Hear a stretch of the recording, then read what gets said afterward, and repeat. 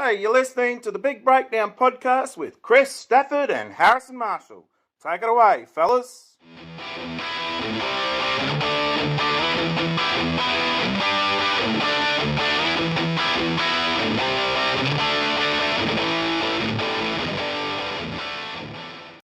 Hello and welcome along to season 4 of the Big Breakdown podcast, where in this season we are looking at talent development, and today we are looking at another academy pathway. Harrison, we've got a great guest on today to chat about their academy program down in the Southern Hemisphere in New Zealand. Yes, it was a fascinating insight last week talking with Ian.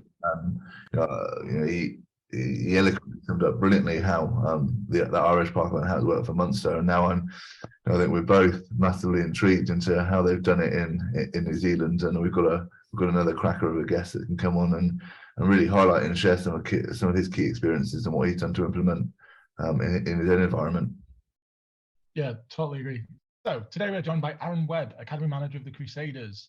Aaron's been at the Crusaders for 9 years and is responsible for developing 50 young men to assist them in achieving their goals of becoming a professional rugby player.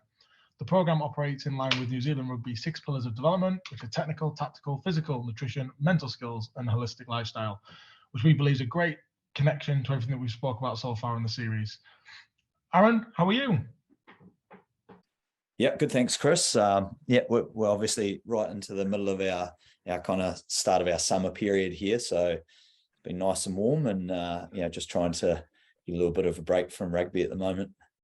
Well, it's nice to rub it in because it's just getting very cold here, so it's a bit of a contrast. Thanks for coming on. I appreciate it again. It's quite late over there in New Zealand because it's the morning here in the UK. So this season we've been looking at sort of the talent development pathway and what we as coaches can be doing to sort of maximise the experience for our players. Be just interesting just to give us a start off. Just talk us through sort of what the pathway is over there at the Crusaders and sort of how that fits within your role. Yeah, so my role with the Crusaders is academy manager and sort of pathways manager at the same time. So we start at school level. So we start with sort of talent identification there. We don't have a lot of input into schoolboy rugby. It's more when the lads finish school, come out of high school, and that's when we start working with them at that kind of 18 to 21, 22 year stretch. And the pathways are varied as they will be in the UK and all around the rest of the world. But a reasonably general pathway for our players is they come out of school, they go into a Colts competition through their local club. So that's under 21 here in Canterbury region and Tasman. And then then they'll head into a representative program for those two provinces. So under 19s generally is their first stop there, and then into a Super Rugby under 20s program, and that's a talent ID program for New Zealand Rugby as well as obviously the super clubs, and then they go into, hopefully, if they're doing really well, they'll go into professional or part-time professional rugby from there. So that's what we call the Mitre 10 Cup or the NPC here. So that's sort of a 3-month full-time contract for them. And then after that, it's hopefully again into Super Rugby. Some guys don't make it, obviously, up to that level, but they might then head overseas and play in some smaller competitions overseas. Or stay in New Zealand and try and crack it into the professional ranks.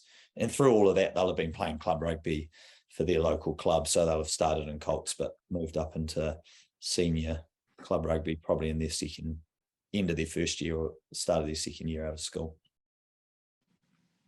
All right, guys, that's great. So what do you sort of below 18s? Are you actively involved in any of the sort of the development of the players through that there, or is that solely done through the local clubs and supporting them through coach education and things like that? Yeah, our role in that space, sort of 16 to 18 years of age, is really just a couple of development camps per year. So they get 3 or 4 days with us, a selected group of them.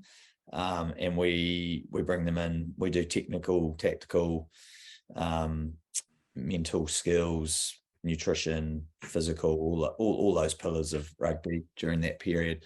and a lot of stuff about off field. So, for us, character is a huge part of what we deal with in our region. And so we spend a lot of time on that, but we have input with the schools, but we don't directly contact with the players so much. It's more with the coaches, management, coach education's not really in our, I guess, our domain at the moment. That is slightly complicated, but our Canterbury Rugby Union and Tasman Rugby Unions, they take care of that stuff. So we connect in with those people as well.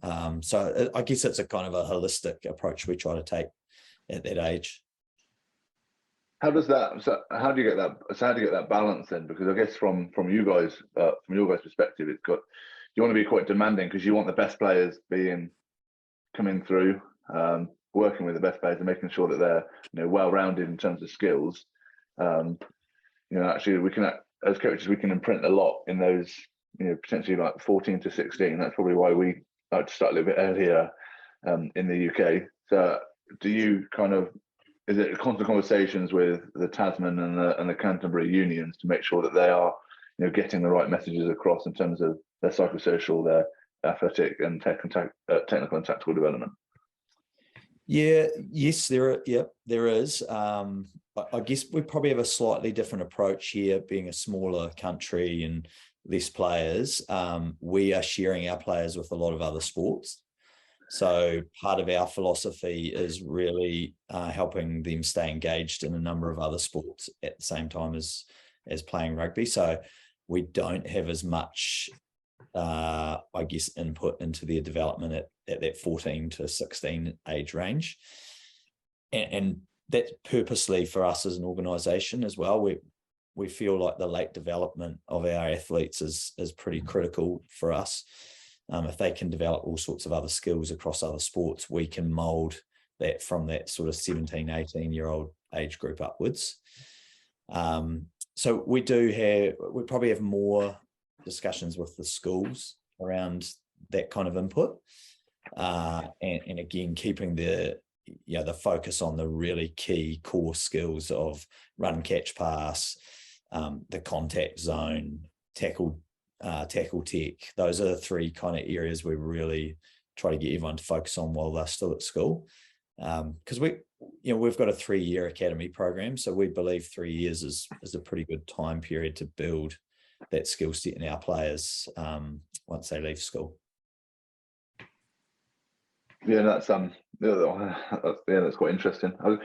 There's a lot of arguments to and fro for playing lots of sports so early specialization, and it seems to work, doesn't it?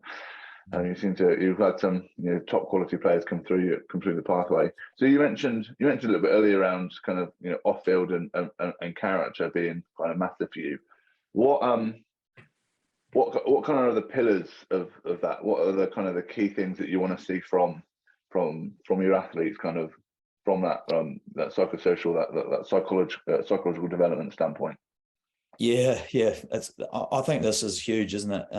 In youth sport and youth development in general, whether it's in sport or other parts of their lives. But I've worked in youth sport and youth development for 25 years now in lots of different capacities, and I don't think it's any different from rugby as it is for life. So the number one thing that we look at is work ethic. That's number one on our list all the time.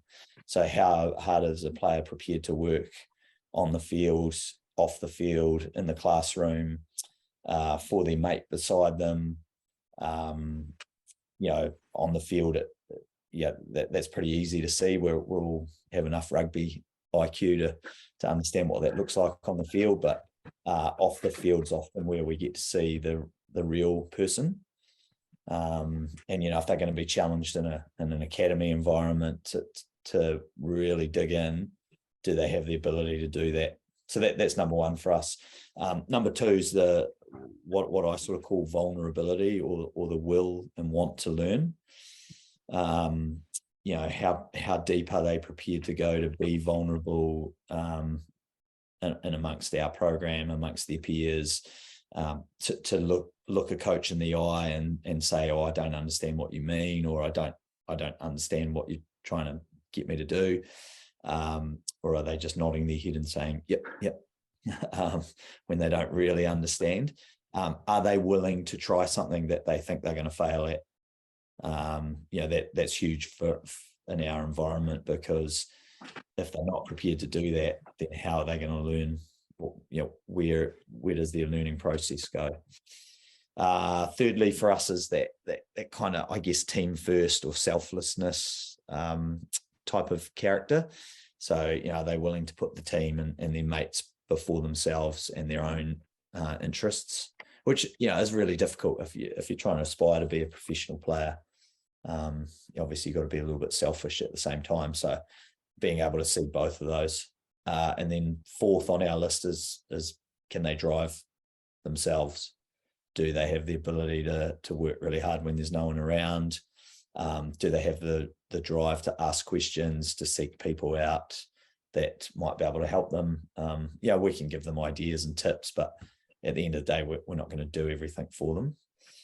And then the last one is probably what everyone is looking at, is what kind of upside do they have? Do they have a special talent? Do they have speed, footwork, evasion, size, all of those things? But they will come last in our mindset, because if you don't have all the other things, to have those, that's nice, but you're probably not going to be able to make it to that next level. That kind of, we had Andy Abraham on talking about the psychosocial behavioural stuff a few weeks ago, and that's one of the sort of things he sort of touched on, is that sport the way it is a social setting, and actually through participating in sport we can actually develop players through having more important skills that will support them in later life than just actually playing the sport in the moment. And that, especially some of the feedback that we've had from some of the people who have listened to Andy's episode, is something that's hit on the most. Is actually, we always tend to sometimes focus on, especially if you're a volunteer coach or a club coach, you tend to focus more on I'm here to do the rugby side of things, and they forget about the importance of actually how much you can develop these people into better people that will help them later on in life. How do you go about sort of what do you have any set sort of tasks that you go through to sort of look at that? Are you always assessing, or is it sort of just let the players grow and develop these things through their own social setting and police it themselves, and you sort of influencing from the outside, or is it a bit more of a hands-on approach with these skills? Yeah, we do have a hands-on approach. We have a targeted direct approach around that sort of psychosocial development of our players, because if they're growing in that area, the rugby will take care of itself, and that's because we have 8 professional coaches in our environment. So if they can be open to learning, they're going to get all the information from those guys and put it to use. So yeah, 100%. We focus a lot on that in our first year of our academy. So we do a lot of work in the first 3 to 4 months in with us around them understanding the environment that they're coming into, how the environment operates, what the expectations are around work ethic, around growth mindset. We do a lot of work on growth mindset to get them into that point where they can learn a lot or put themselves in a position to fail.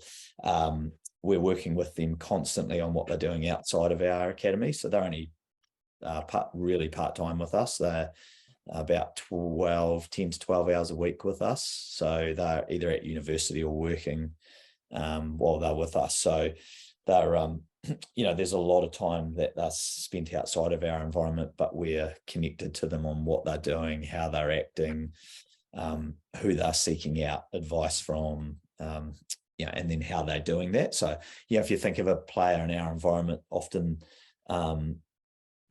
nearly half of our environment will have moved to our region from somewhere else. We have 3 universities here, so that helps people be attracted to our region. So they've moved from home. They might be living in a dormitory at university. They're doing a rugby program. They're learning for the first time in an independent environment. And we have to consider all of that in our work with them on a day-to-day basis.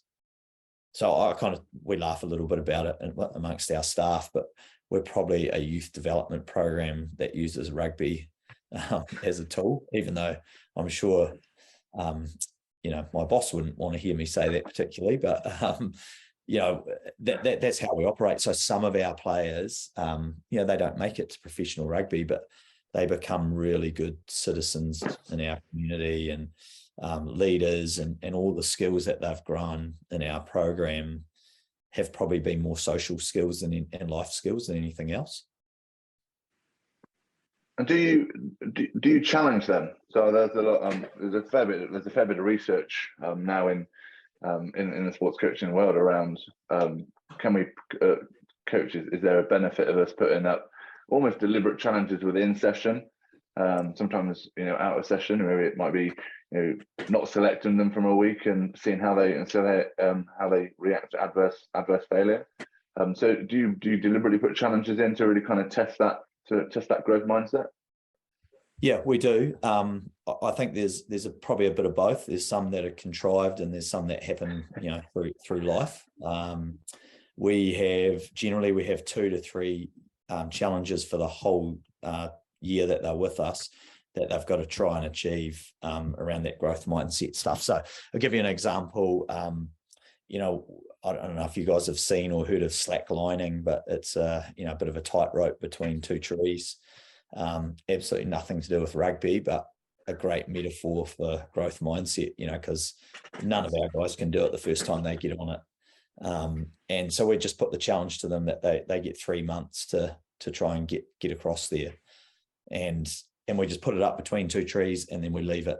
We don't tell them how to do it. We do nothing. We don't follow them up on it, and we just watch. And it's right in our view from our office. So you can often see players out there, the growth mindset ones, really challenging themselves and getting frustrated and annoyed, all of those emotions that come with the learning process and being in the learning pit.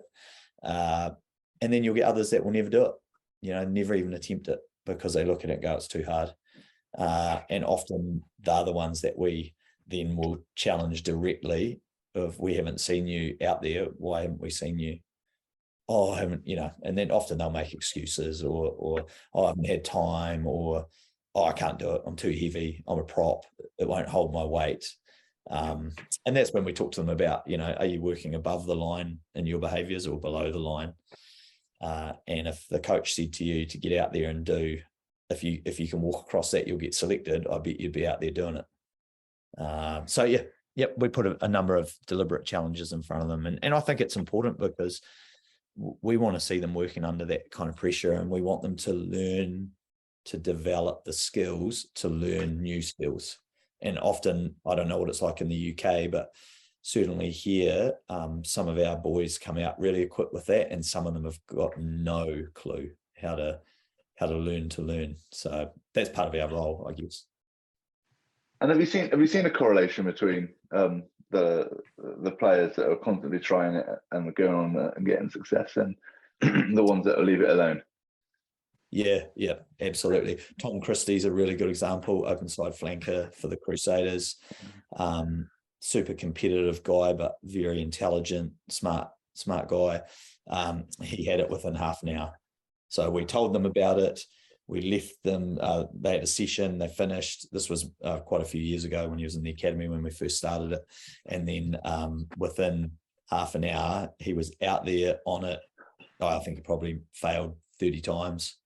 And then he got it, and he wasn't going to leave until he did it. And that's a little bit of his drive as well as his growth mindset, but very growth mindset player who's, got the ability to just go, right, I'm going to stick my mind to this until I get it. And then he ended up teaching a whole bunch of other boys the technique and skill to do it as well, which is part of what we want amongst our players as well, is that there's the sharing and the, I guess, the cyclical nature of the learning process within our group as well.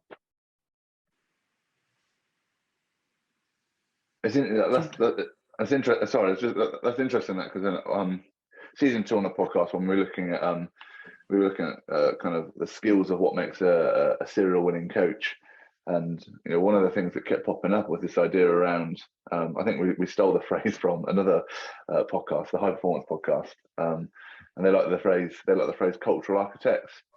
And actually, it reminded me of something that Ben Ryan said as well around sometimes as coaches, it's our job to try and make ourselves redundant, and actually allow the players to begin to lead those kind of key kind of psychosocial skills that they can really begin to imprint, and that's how you create a culture within an environment.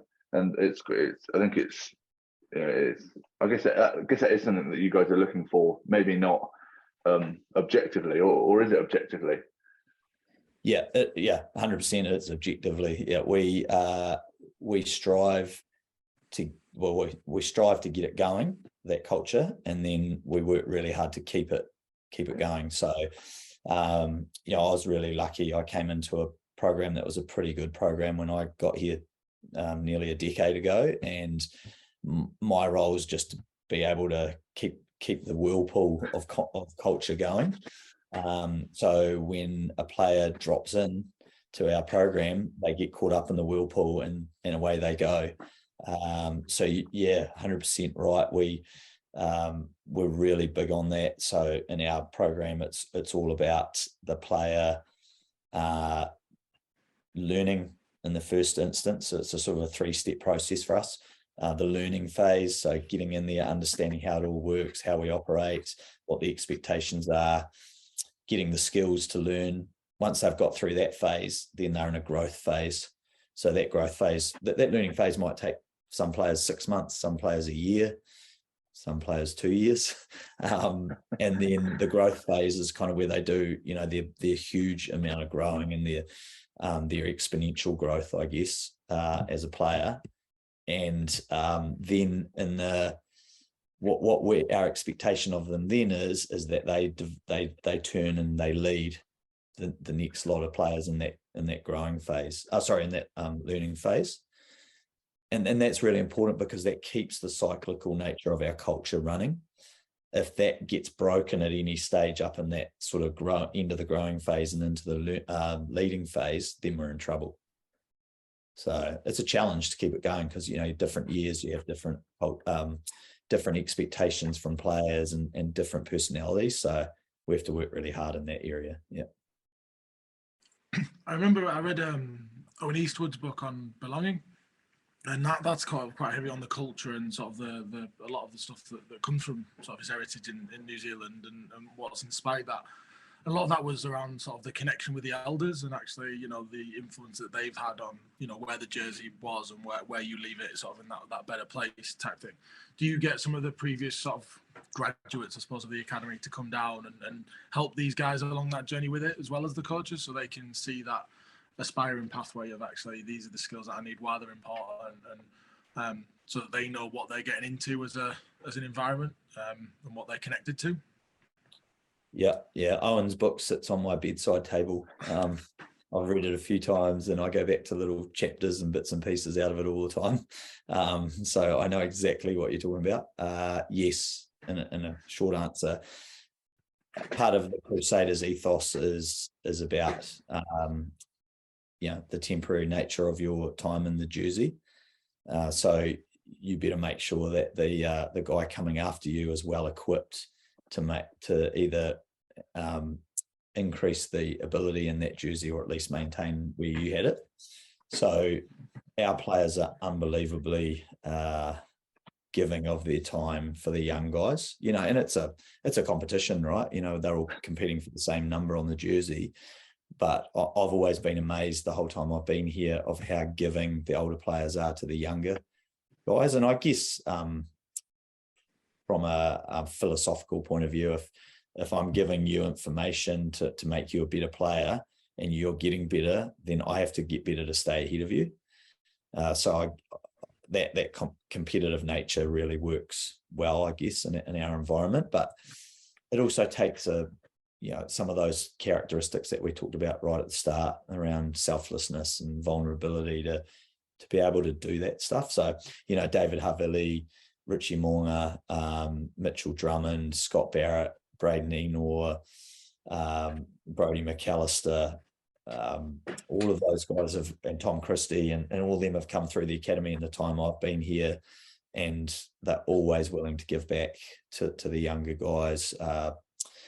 That's just something that's really important to us and important to them. And it's fascinating having them come back and talk to the guys, because, I have a involvement with them for 3 years, and then they might, they're in the team, and I always see them around and we have some chats, but some of them come back and talk to our guys about leadership, and it blows my mind what they come back and talk about, because, I remember them as 18-year-olds who are straight out of school who had no clue about leadership, but they come back at 23 and 24, and the wisdom that they pass on is pretty important for our guys. So yeah, that's a massive part of what we do. And sometimes it hits home a little bit more, doesn't it, when it's coming from someone of sort of that's been through the same process as you? Because sometimes I think as players with coaches, with our message being fairly consistent all the time, sometimes it can be, they might just want to use yourself, I know what you're going to say, they can predict what you're going to say, but then actually when that previous player that's been in your situation, that's gone through it, lived experience, it connects with them that little bit more, and I think that makes then the journey that they go on more meaningful, because that is what they aspire to be, and they need to present the same sort of attributes to get there as well.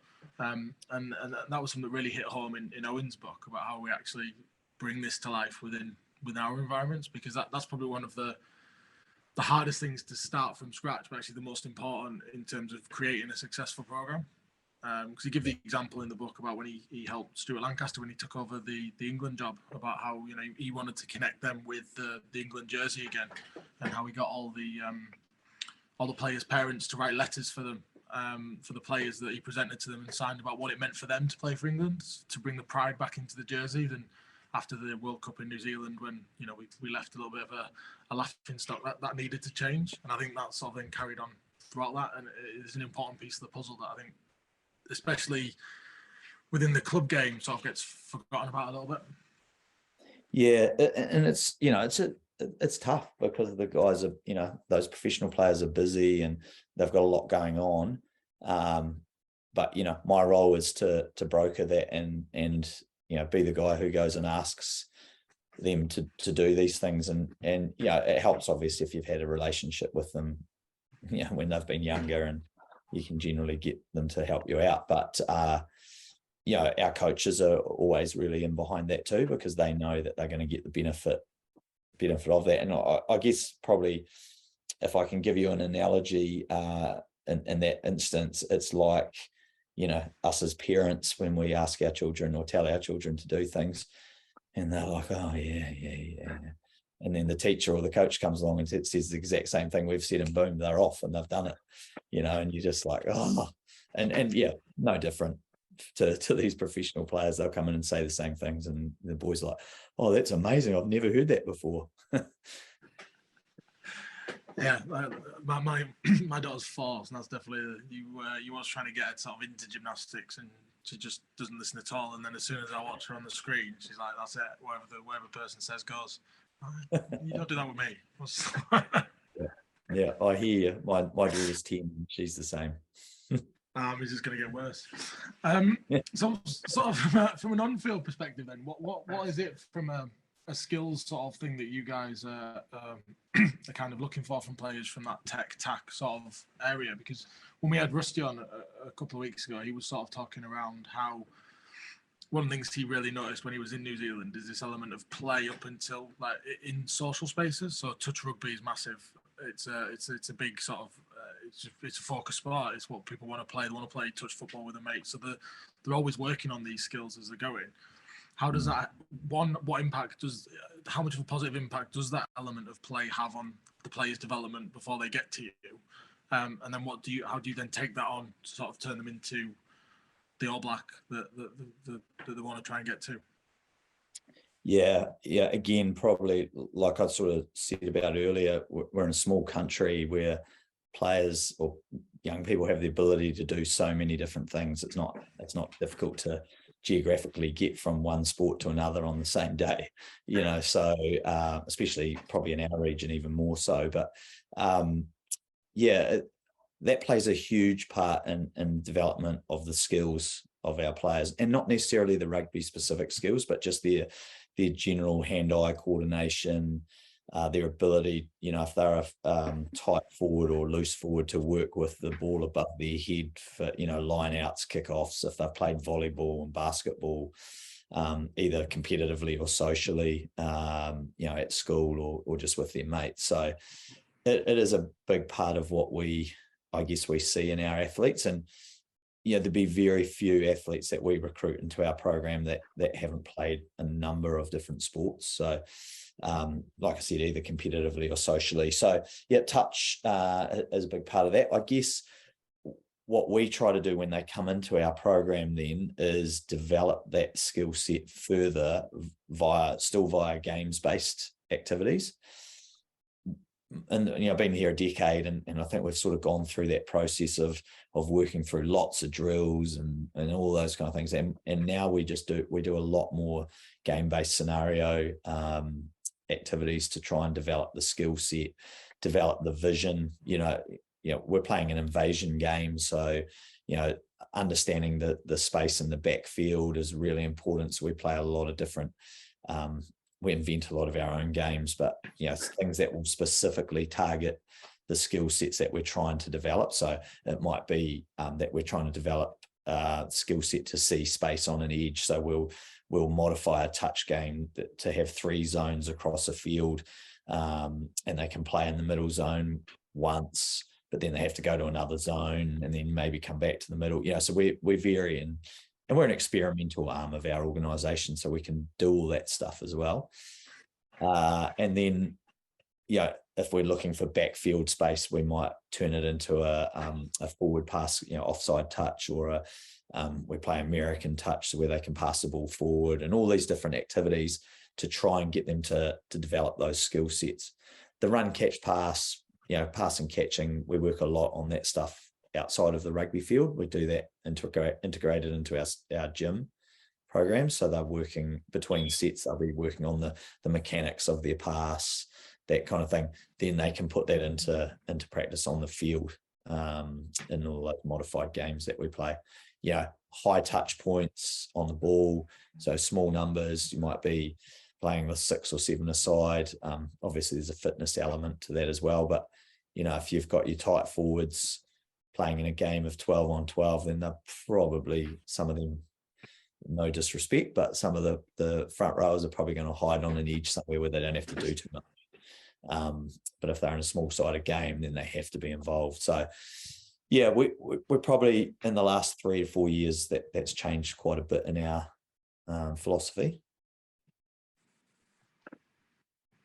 So I guess it goes back to some of the things that you're trying to imprint there from early on. You're looking for that work ethic. So would you pick it up with those kind of type 5 forwards that are potentially hiding out on the edge to challenge them, to put those skills under a bit more pressure and work your way in? And I guess they're the conversations that you might have within session with some of these type 5s that do look to hide on the wing. We're having those conversations all the time. One of the big conversations we have is, if you don't put yourself in a position to execute a skill, then how are you ever going to get any better at it? If you hide on the edge, then you're going to hide on the field on a Saturday. If you want to get into first receiver and be able to throw a really good hook pass or a nice tip ball, if you're not doing it in games, or you're never putting yourself under that pressure, then you'll never be able to execute it consistently well on a Saturday. So that's a lot of the mindset conversations we're having. But it takes a special mindset from us as coaches and game managers to make sure that we're not getting we're not blowing up at them if they're making an error, because we talk to them all the time about, we expect you to make mistakes at training. This is where you make them. You've got a free license to make errors and fail and all of those things, as long as you're learning from it. If you're making the same mistake over and over and over and not learning from it, then there's an issue. But if you're getting in there, putting yourself under pressure and getting caught out, and then the next time you make an adjustment, then that's what we're looking for. And it's really, it's easy to, I guess sometimes I'm 50 years old, so I was coached some pretty old school ways when I was young and yelled at and screamed at, and it would be easy to go back to that, but we're really conscious of that. We don't want that in our environment. I think that's quite interesting. I remember reading somewhere that it was around the All Blacks, and their kind of mindset and philosophy around it is that they won't pull you up if your skill execution is let down, but if you've noticed an opportunity and you haven't tried going for that opportunity, that's when the coach might pull you up, because you want to see them trying to execute where the best base is, because I love that as a mindset. Right, there's the best base. Right, if it's a kicking behind, well, I'm going to try and kick it, but I know I can't do it with my right, so I have to do it with my left. But if they're weaker on their left side, you want to see them at least try and do that. So we know, so as coaches, we can work on the left foot kicking. Is that? I guess that is something that you guys look at the Crusaders quite massively. Yeah, it is, and that comes from our top team. You've pretty much summed up the philosophy of our coaching group, right there. And so for us to be aligned to our coaching group and what they're trying to do is really important, because when the players and athletes come out of our program, we want them to be selected for the Crusaders. We want them to be viable options. So if they possess the skill set and the mindset and the ability to execute most of the time that the coaches want, then they're an option. If they don't have that, then they won't get selected, and then we've wasted everybody's time, theirs and ours, by not developing that stuff. So and I think it's it's a little bit of our Kiwi mindset is we just want to have a crack at stuff, and the game here is always, well, not always, but in the last sort of 25, 30 years has been built on back play and expensive play. So we need all of our players to have that skill set. The rest of the world's caught us up and maybe even overtaken us in a couple of instances. So we have to get better again. And I guess you must have that growth mindset yourselves. And so for you, in terms of, do you in terms of managing I think you said 8 coaches that you've got working there. Is that quite massive in your role as coach educator? Do you coach educate and constantly look to upskill that coaching group to make sure that they've still got that growth mindset, that they are still looking for? And I guess as coaches, we're also looking in the future in terms of what the game is going to look like. That's when we're developing these younger athletes. So is that something that you guys are actively seeking, trying to see what the challenges are in 2-3 years of rugby union, and trying to bring that into your programs?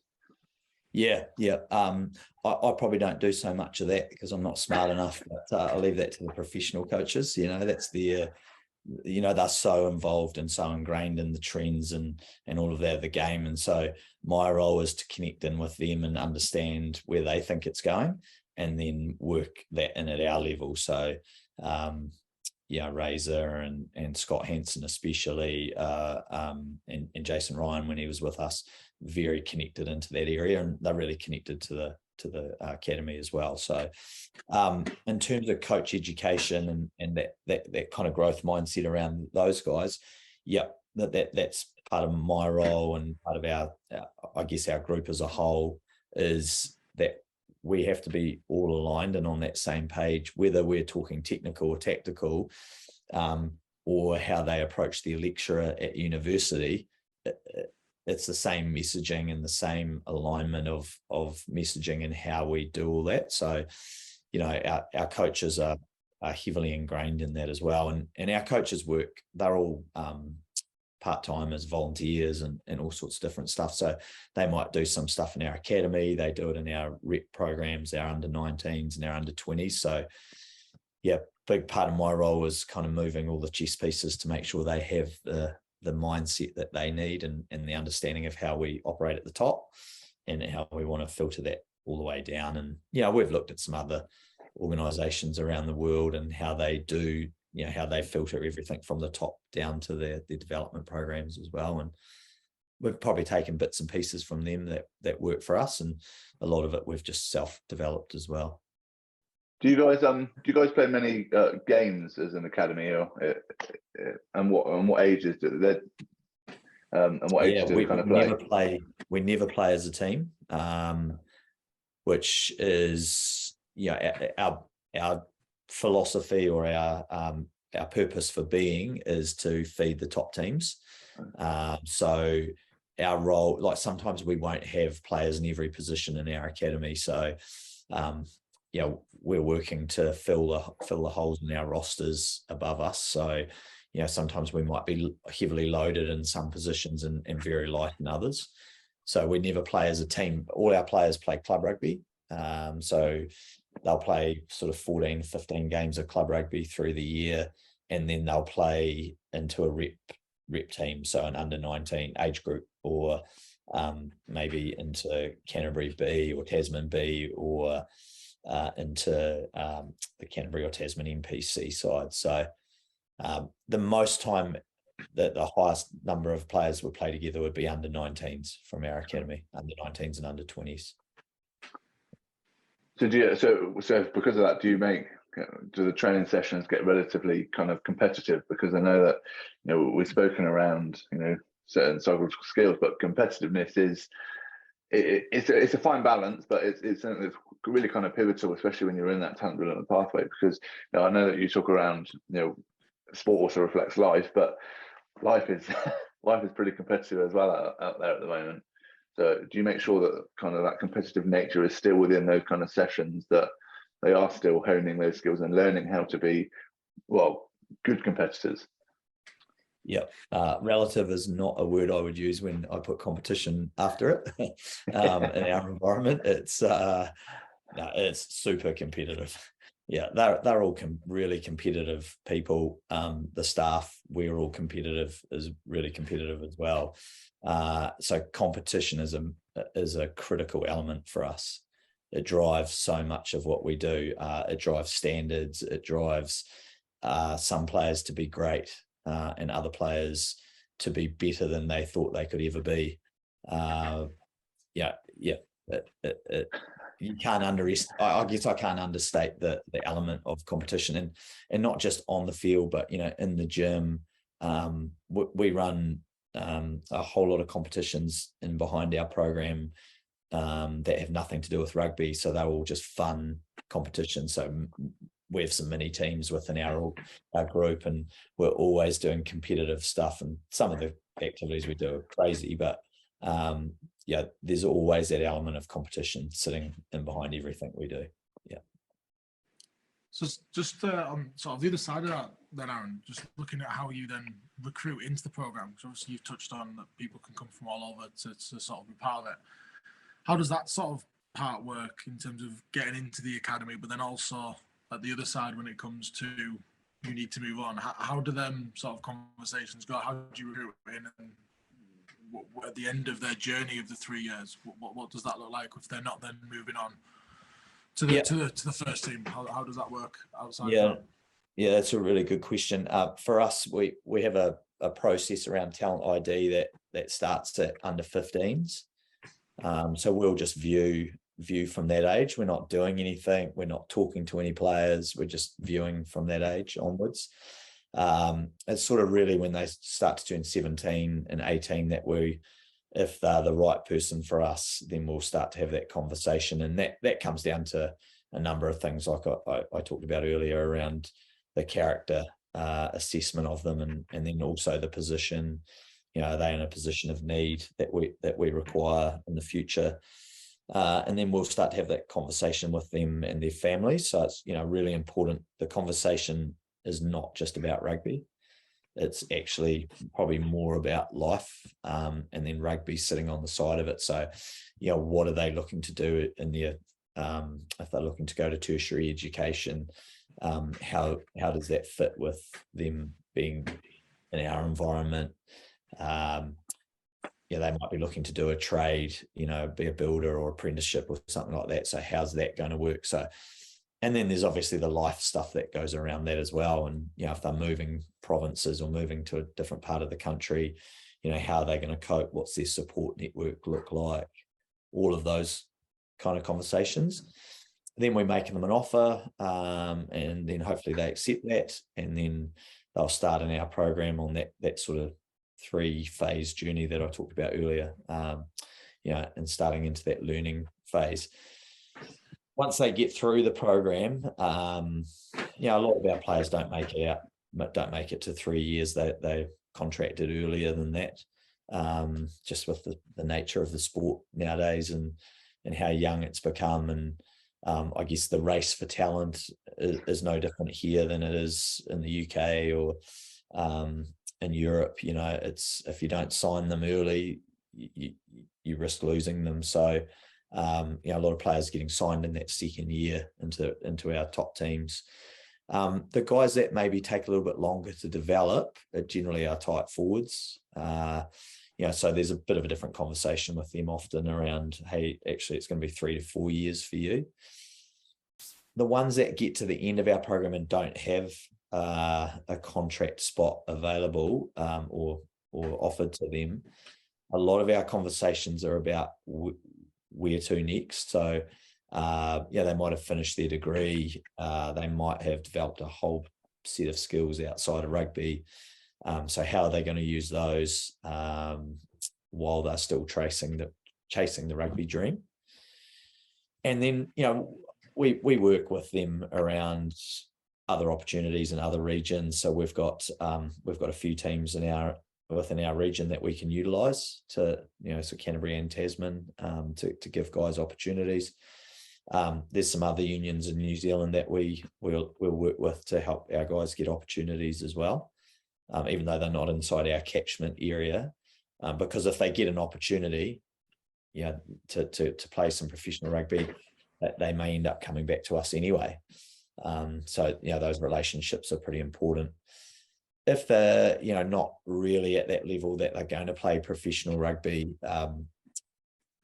we're always really honest with our players. I think the worst thing that we can do is hide information from them. So right through the process, they know where they're standing around things, where they might sit in the depth charts and all those kind of things. So they have a good amount of information to make decisions on, and some of them might make the decision to really keep on for another year or two outside of the academy, and some might choose to walk away and just go and play rugby for just for the fun of playing the game, and not worrying about the professional side of it. But we transition all of those guys, so we're there available for them, and that, especially in that first year when they move out of our program, they often will come back and do a session or two with us a week, because they add value to our younger guys. They're helping them learn and grow, and then hopefully we're adding value to them and just helping them with that transitional period as well.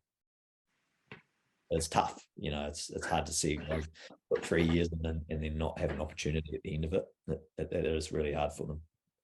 Because it is such a small percentage of people that do end up sometimes going on to get that top spot, and I think it's quite interesting how you manage that with that transition and keeping them sort of involved a little bit as well post that, because that can sometimes be the decider whether they continue with the sport or drop out completely. And I suppose that is the goal at the end of it, is that not only do they leave a better player when they come out of your program and they stay within the game, because that would probably be the worst outcome, that they stop completely. And that is something that I know from sort of my work within the university, that we have lots of students that come in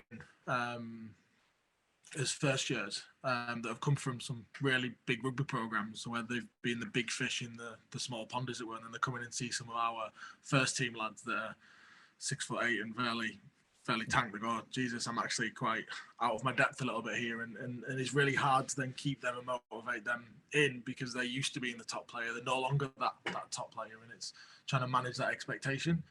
And it's something, it's something we definitely can do better, but it's also quite hard with the number of, we get 180 players sign up every year on top of the 100 that we've already got. So it's difficult finding them rugby as it is. But actually that's sometimes the hardest bit, is sort of managing that expectation of, for them, when they come in at first year, it's the start of their journey, and they might not necessarily get to the top within that first year, even though they kind of want to get to the top quicker than in the mind than it actually does take. And it's managing that to start with, that yes, you're here, that's great, but where do you see yourself in 3 years, and what does that pathway look like over that 3 years? Because you're not going to do it straight away. And some of them, that's quite a shock when you actually have that conversation with them to start with, because they just want to be there, and they don't understand that concept of time and that development bit. No, they don't. And I think that's, that's part of our role, just like it is for you, is making them really aware that it's a process, and it takes time, and learning takes time, and skill acquisition takes time. And so we're versing them all the time on that kind of thing, because again, what we don't want them doing is either having no knowledge of where they sit and where they're at, or having a false expectation of where they're sitting, so I think that's one of the things that I know when I came into the organization is, or even in not necessarily us, but just the whole high performance sport, is brutally honest, and I love that, because there's so many other industries that people don't tell you the truth, and they don't give you the brutal honesty up front, that makes it a lot easier, because at least you know where you stand. I think there's a really good phrase that the England rugby league coach of here, Sean Wayne, said, and he said it's better to have lots of small kind of negative conversations than it is to have the one big one. And I think that applies to this as well. As long as you're being honest throughout, they know where they stand. It's not that at the end of the 3 years they're getting a big shock. Like, by the end of the 3 years, they should know kind of within themselves where they are in terms of that process, whether they're going to kick on or whether they should be actively looking. And then it almost becomes more around supporting them in that transition away from the Crusaders, rather than it is having that conversation and picking up the pieces after after a big conversation like that, just completely shatter them. Yeah, exactly. And I guess everything links back to that growth mindset for us, because if we're having those small work on conversations or negative conversation, whatever you want to call them, with them, then they're going to have the mindset, if they've got that growth mindset, to go, right, okay, I need to do something about this, and I need to put myself in a position where I can grow these skills, because if they don't, then they get left behind, like you say. And that, and I've definitely had players in our program that have got left behind, but I would say the majority of them, because we work so hard on those sort of psychosocial skills, they get that stuff. It might take 2 years for them to get it, but they get there. Yeah. No, that's really, really interesting. Just sort of a last little bit, Aaron. Just what would a lot of the people that listen to this are the grassroots sort of club coaches, working from sort of probably under 10s upwards to some Colts levels. What would your advice be to them? That especially for here in the UK, they're like the starting blocks for a lot of the talent sort of programs that we have, that the academies then link into with the schools. What would your advice be for them on the rugby programs that they're sort of putting together for these kids, and in terms of supporting these players be better? My advice would be grow a really awesome culture in your team, that's based on fun. 100%. It's pretty simple in my mind. I've, like we've talked about already, I've got a child who plays a lot of sport, and she plays because she loves the games that she plays. She doesn't care about the sport so much. She loves being around her friends and in an environment where she's having fun, and that for me has actually been really important in helping me ensure that we have that philosophy in our program, because our guys are trying to be professionals, but they've got to have fun. Otherwise, why would they turn up? So for any aspiring coaches, I think growing a really good culture with fun at the center of it, be really athlete centered in your approach. So take the time to understand your players, and not just on the field, but what's happening in their lives outside of the sports field, whether it's rugby or netball or whatever it is. Get to know them. We spend a lot of time doing that. I could go a whole week and never have a rugby conversation with a player in a week, but I might have 3 or 4 conversations with them about other parts of their life. those are the key things. Like the skills will take care of themselves over time. If you've got a decent amount of skill acquisition activities in your trainings, but if they're fun and they're games based, for the little kids especially, they'll get it, and they'll just have fun, and the skill will come along with that. And then as they get older, they can then make the choice of, where they want to go with that sport. And it might be that they don't stay in that sport, but they transition to another one. Well, that's as good a outcome in my view as them staying in our sport. But the worst outcome in my view would be they'd stop playing because they don't have fun, or they're not with their mates, or the coach yells at them, or they don't have a fun culture. No, I think that's massive. That kind of aligns. Because obviously we got how sort of I managed to get all of you was through Richard Smith, because he came on season 2 and spoke about people, and that was one of the key things he spoke about. Was like, before his sessions he would try and have like 10 1-minute conversations with as many players as he could, because it's not then about the rugby, it's about, he might know that this player might have done a bit of skateboarding, so it's like, how are you getting on with that, and to get to know them, because it's the people that will drive everything else that's around it, and that they buy in and commit to you as much as you commit to support them to be good at rugby. And that's been a common theme that we've had, not only through all this season, but even through the serial winning coaches and the coaching skills bit, was everything came back to having the person at the centre of it. And, especially sometimes in team sports like rugby, where you've got big groups of people, that can sometimes, for some coaches, that can be quite difficult to make sure you get around everyone. But we do need to be more conscious about how we do that, because that's going to ultimately drive the success of the program that you're putting together. So I think that's a great bit of advice to finish on. I think we'll probably end it there, and I'm quite conscious that it's quite late over there in New Zealand now. It must be well after, it's about 20 past 10 now, so that'd be desperately wanting to climb into bed. Thank you for giving up your time. It's been great chatting to you. And I think there's lots of stuff there that coaches will be able to take away and sort of think about how they can replicate or adapt to put into their own environment.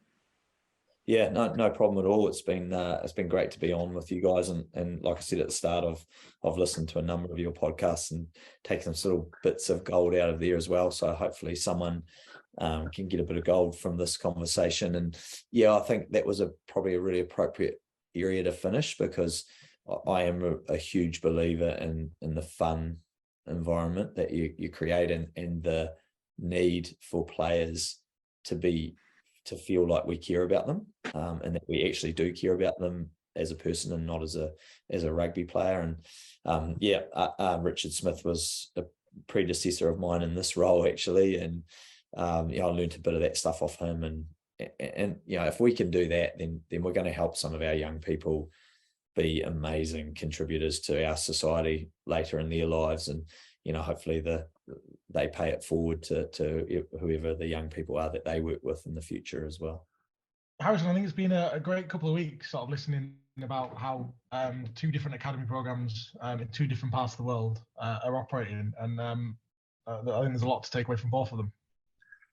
Yes, I think there's lots of unsurprisingly there's lots of similarities, but I think what's been quite astonishing is there's a little bit of difference within the 2, and I think both of them really do reflect kind of the culture of the nations that they're in as well. And I think that's what was really evident with what came from our conversation with Aaron is how much that kind of the New Zealand Kiwi lifestyle really does impact them at the club at all levels. Yeah, because you sort of touched on, like, because it's such a small country, a lot of people do a lot of different sports, and that's a massive thing that can influence sort of how they take within the program for their players, their generic sort of sporting talent. Because I think what was fascinating for me more so than anything is the fact that their program literally doesn't start until 18, still talent ID at 15, but they actually won't start them conversations until 17 with a view for them to join the Crusaders Academy at 18. And then even when they've done all that, they actually don't play any games. It's more based on sort of development of the individuals of the player, from the off-field stuff to on-field stuff, and sort of playing the game is done through sort of different stakeholders, as it were, through whether that's the might attend the NPC or if they're good enough to get through to Super Rugby. Yeah, but it links quite nicely back to that conversation we had with Andy Abraham around that kind of match around brain development and social development. And actually, they're still in adolescence up until the age of about 26. So he's to know about the age of 18 when actually they've got a bit more life, got a bit more knowledge around the world. It's actually not a bad idea. I think what was quite interesting is where he really talks around, and you can see it in 18-year-olds, but that idea of work ethic, vulnerability, and selflessness. That all three of those key characteristics came before the technical and tactical skills of rugby union. Well, that's massive. And actually, like I was saying earlier, I'm relating it back to the kind of their lifestyle and the beliefs, held beliefs in New Zealand. That's key for them, isn't it? Yeah, because he talked about that first year within the academy and how that 3 to 4 months is focused on really them off-field skills. So like getting them to develop that growth mindset, that worth ethic, developing the real person, learning to be vulnerable, and team first mentality, and then there's that drive as well. And like them skills that we touched on with Andy, that it's a social setting, sport is a social setting where you can develop skills that will help in later life. So even if these lads don't make it as that professional player, they're still developing some massively important skills that will see them exceed in other areas of life. But he raised that as a really positive point, though. He said, ideally, every academy system is going to be set up to get the best rugby players playing in whatever squad there is. But he said what was massive for them in terms of even when they were leaving, they're still contributing back positively to society by creating good, decent, hardworking human beings. And that's what was so good. And I love that, breaking down into those 3 phases of the learning phase, the growth phase, and then that leaving phase. And actually all 3 of those phases are still really important for them, because the culture of the man is you can say, we know every employer in that region will go, we know this lad's going to be good, hardworking, honest, because he's come through the Crusaders Academy. And that's what I loved about it. Yeah, and I really liked on that, because it was all focused on, can they create that fun? That's got to be that was always at the center of the environment they were trying to create, so that the players would massively buy into it, so they got to know each player. And I think when we touched on it on the episode with the and it should be probably quite aligned, because Richard was doing this job sort of before I went in, but how you then 1-minute conversations with players away from rugby to really get to know them, what makes them tick. And if you get to know your players, you can then put in the right, work-ons or conversations to make everything specific to that player. And I like the fact that there was no real pressure of the game to motivate, to influence the environment. It was all directed on how do we make these players better technically, tactically, physically, mentally, within them pillars of what New Zealand Rugby have set up for their talent programs. It's just a really interesting way of doing it. Oh, it is. And he summarized it at the end there around, if you've got any advice for those amateur coaches, is just create a fun, enjoyable environment. From every aspect. If they're enjoying it, they're going to learn the technical and tactical stuff because they're there. What else quite interesting is mindset around kind of developing the technical skills. And actually, he didn't believe in their philosophy, didn't believe in early specialisation in rugby. It's try as many different sports as you can, because first of all, you're engaging in sport and a healthy, active lifestyle is massive. But there's so many transferable skills that you can learn from other sports, and that's actually quite an interesting debate, which I think we could potentially explore a little bit more. You and I on the pod here around early specializations compared to multi-sport growing up, and the benefit and pros and cons to it all. You throwing out ideas for the next season already? Start somewhere. It can't all just happen in a subway just outside Bradford. This is where we have all best ideas, though. It's where it works. No, another great episode. I really, just the last 2, especially, just bringing to life what we spoke about with Kev, Andy, and Rusty, have really been sort of clear about how these are working. It's good to see what it's like in a real life environment. We'll be back in 2 weeks. As always, Charlie's got our social media details at the end. Give us a like, give us a follow, give us a subscribe, send some feedback. We are getting some positive reviews on Twitter, which is nice. We've also had our Spotify Wrapped thing, which is also on our socials, so you can see how much we've done this year, which is really, really positive. We'll be back, like I said, in 2 weeks' time, and we'll see you next time. Cheers for listening. Don't forget to join in the discussion at Big Breakdown HQ on Twitter, Facebook, and Instagram.